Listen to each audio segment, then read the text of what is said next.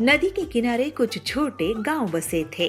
वहाँ हर दिन बाजार लगता था, जहाँ पंछियों की भीड़ लगी रहती थी। उन्हीं गांवों में से एक गांव था चंदनपुर, जहाँ पिल्लू नाम का एक चिड़ा अपना छोटा सा ढाबा चलाता था। पर कुछ दिनों से वो बहुत परेशान था।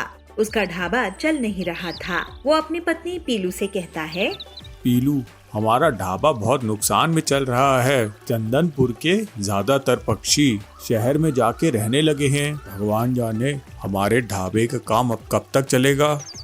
पीलू चिड़िया कहती है, मुझे भी बहुत तकलीफ हो रही है। अब तो बेटी की शादी भी करानी है और अपना बेटा शहर जाके पढ़ाई करना चाहता है। टिल्लू और पीलू की सारी बातें बंटी कबूतर सुन लेता है। बंटी टिल्लू और पीलू का बेटा था। बंटी उदास होकर नदी के किनारे बैठ जाता है।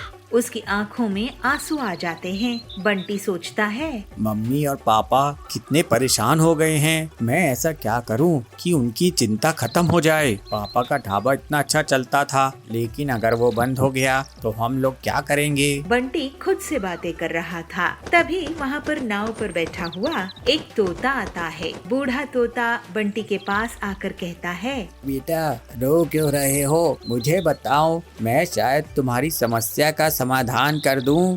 बंटी अपना सारा दुख उस बूढ़े तोते को बताता है। वो बूढ़ा तोता कहता है, मेरे पास एक तरीका है जिससे तुम आमदनी कर सकते हो। बंटी पूछता है, क्या तरीका है बाबा? तोता कहता है, देखो बेटा, तुम और तुम्हारे पिताजी रोज रोज नाव पर खाना ले जाकर आसपास के गांवों में बेचो, क्योंकि आसपास के गांवों में रोज मेला लगता है और मेले में अच्छी खासी भीड़ रहती है। इससे तुम लोगों की अच्छी आमदनी हो सकती है। बंटी कहता है, लेकिन बाबा, हमारे पास इतने पैसे नहीं कि हम लोग नाव खरीद सके। हमारे पास नाव कहाँ से आएगी?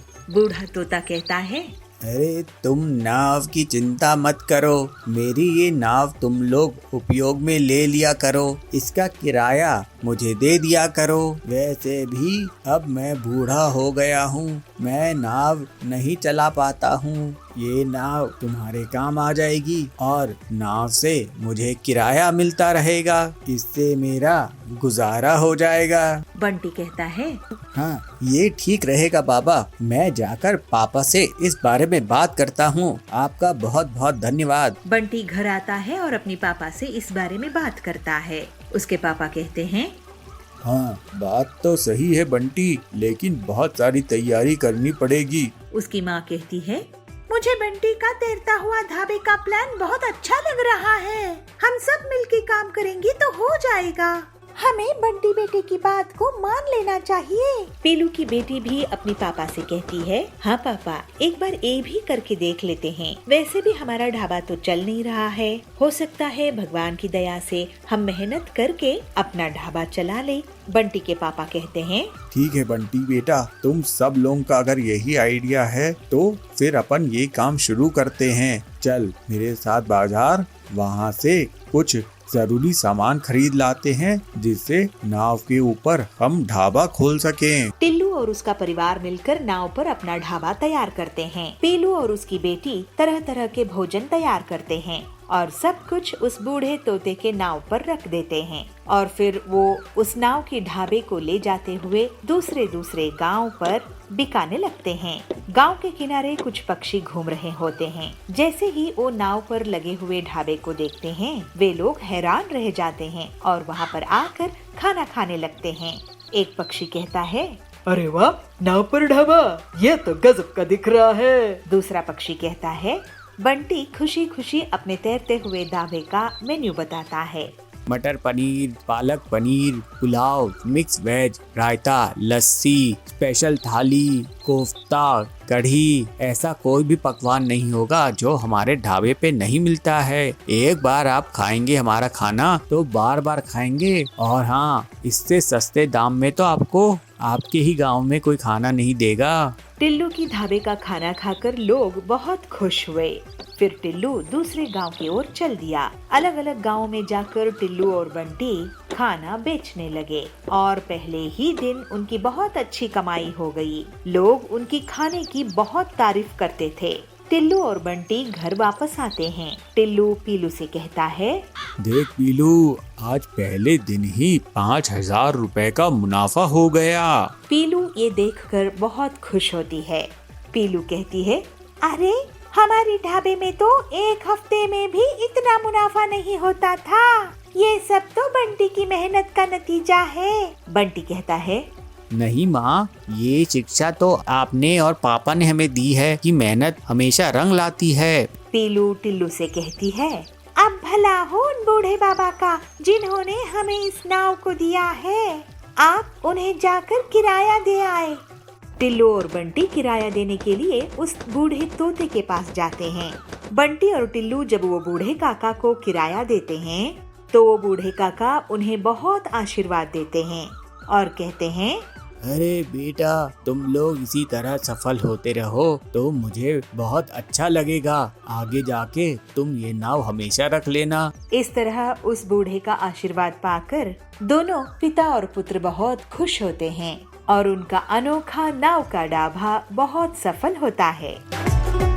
नंदनपुर में पीलू चिड़िया अपने पति बबलू के साथ रहा करती थी। उसका पति बबलू सुंदर सुंदर बर्तन बेचा करता था। बर्तन ले लो बर्तन, सुंदर सुंदर बर्तन, कांच के, स्टील के, सभी तरह के बर्तन ले लो। अरे बबलू भाई, तुम्हारे बर्तन तो सच में बहुत अच्छे डिजाइन के हैं। मुझे भी अच्छे बर्तन दिखा दो। मेरे बच्चे तुम्हारे बर्तन के डिजाइन को बहुत पसंद करते हैं। हाँ हाँ हरिया काका, मैं चुन चुन कर सुंदर सुंदर डिजाइन बनवाता हूँ, इसलिए आप सभी को मेरे बर्तन बहुत अच्छे लगते हैं। तभी वहाँ पर सुंदरी कौवी आती है। बबलू भैया जल्दी घर चलो, पीलू को पेट में बहुत जोर से दर्द हो रहा है, तुम जल्दी से घर जाओ। बबलू जल्द ही पीलू के पास पहुँच जाता है। घर जाकर बबलू देखता है कि पीलू ने एक अंडा दिया है। बबलू की खुशी का ठिकाना नहीं रहता। कुछ दिनों बाद उसे एक बेटी होती है। पीलू कहती है, सुनो जी, इसका नाम मैं सोच रही हूँ लवली रखूं। अरे ये तो बहुत अच्छा नाम है, इसका नाम लवली ही रखो।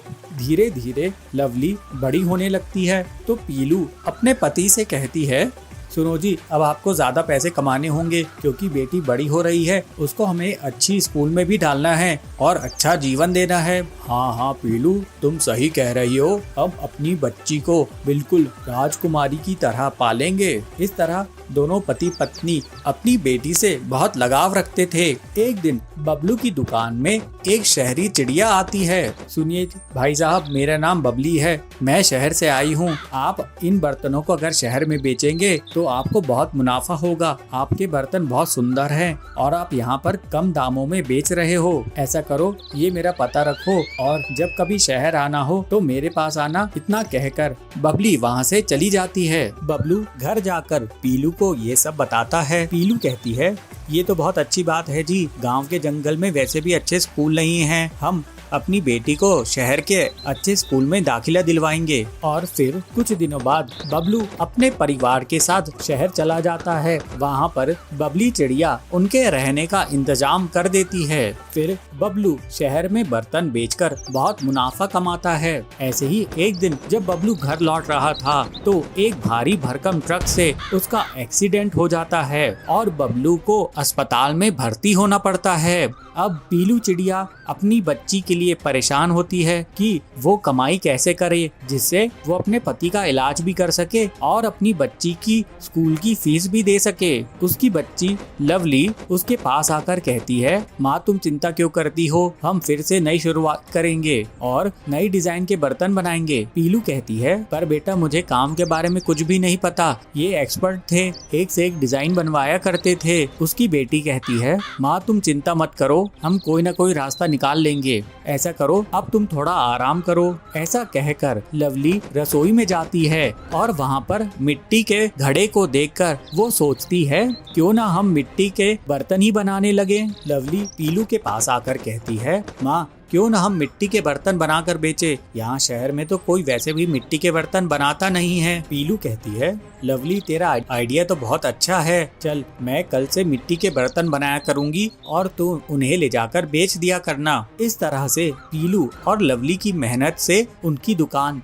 फिर से चल पड़ती है। कुछ दिनों बाद बबलू ठीक हो जाता है। अब उनके पास बर्तनों की कई वैरायटी होती है, स्टील के और मिट्टी के। और थोड़े ही दिनों बाद बबली उनके मिट्टी के बर्तन भी खरीदने लगती है और बाहर सप्लाई करने लगती है। उनकी अच्छी खासी आमदनी होती है और वे खुशी खुशी रहने लगते हैं।